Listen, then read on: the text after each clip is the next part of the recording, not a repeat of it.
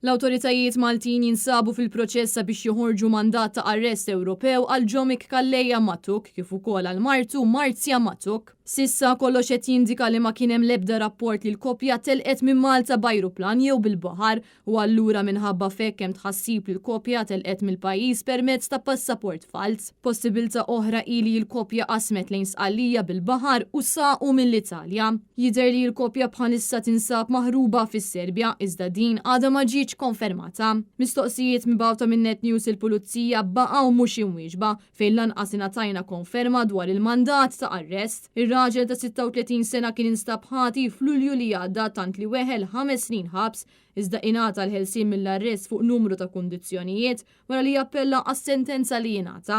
Raba tal-koppja qalu li għalim sħaħ Ġomik naqas milli jiffirma fl-asta tal-Pulizija meta din kienet waħda mill-kundizzjonijiet għal ħelsien mill-arrest iżda s-suspett kiber meta Marzja Matuk ma marritx għax-xogħol. Marzja Matuk li għandha 23 sena kienet ġiet ikkundannata 15-il xahar ħabs wara li nqabdet possess ta' droga. Dan il-każ imur lura għal Awwissu tal-2019 meta hi kellha 19-il sena. Ġomik Kalleja Matuk għandu rekord kriminali mhux żgħir kif ukoll mhux l-ewwel darba li ħarab mill-pajjiż meta kien jinsab fuq bejl. Fl-2015 kien ġie arrestata b'bord ferrovija fi Sqallija li kienet sejra lejn l-Italja wara li telaq minn Malta meta kienet jaffaċċja proċeduri kriminali relatati ma' traffikar tal-kannabis.